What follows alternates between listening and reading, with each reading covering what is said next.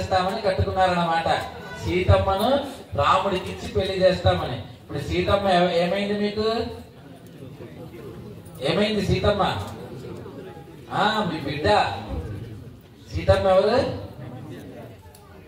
బిడ్డ కట్నం అడుగుతారేమో.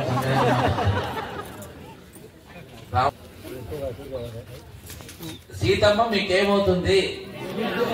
మీ బిడ్డ అవుతుంది. మీకేమైనా డౌట్ ఉందా? ఏం లేదు కదా. ఇప్పుడు సీతమ్మని పెళ్లి చేసుకుంటే రాముడు మీకేమవుతాడు? ఏమవుతాడు? రాముణ్ణి అల్లుడిని చేసుకునే భాగ్యం దక్కింది మనకి. లోకాలన్నిటికీ ప్రభువైన రాముడు మన బిడ్డను పెళ్లి చేసుకోబోతున్నాడు. సీతమ్మను పెళ్లి చేసుకోబోతున్నాడు.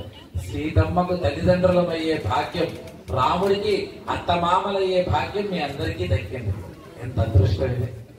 మరి అలాంటి రాముడికి సీతమ్మని ఇస్తారా? పెట్టినటువంటి మన ఊరు అంతా ఎప్పుడు సస్యశ్యామలంగా సుభిక్షంగా ఉంటుంది. అది నిశ్చయం. ఇలాంటి రాముడి చరిత్రను చదివినందరికీ, మనందరికీ కలిగే ప్రయోజనాన్ని చెబుతూ నారదుడు ఈ 100 శ్లోకాల రామాయణాన్ని ముగించాడనమాట. దీని తర్వాత బ్రహ్మ వరప్రభావం చేత 24,000 శ్లోకాలలో వాల్మీకి మహర్షి శ్రీరాముడి చరిత్రను రాశారు.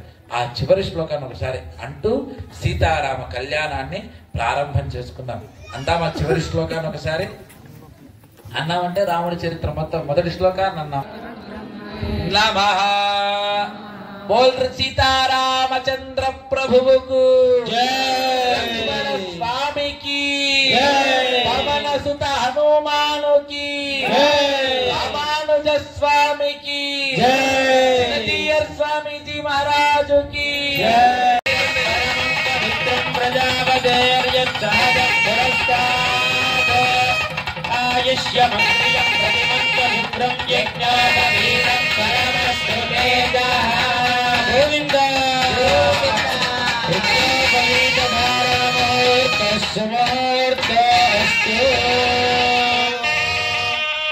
సీతారామ కళ్యాణాన్ని జరిపేందుకు రాముడి యొక్క గొప్పతనాన్ని కన్యాదాతల దగ్గర చెప్పి సీతాదేవిని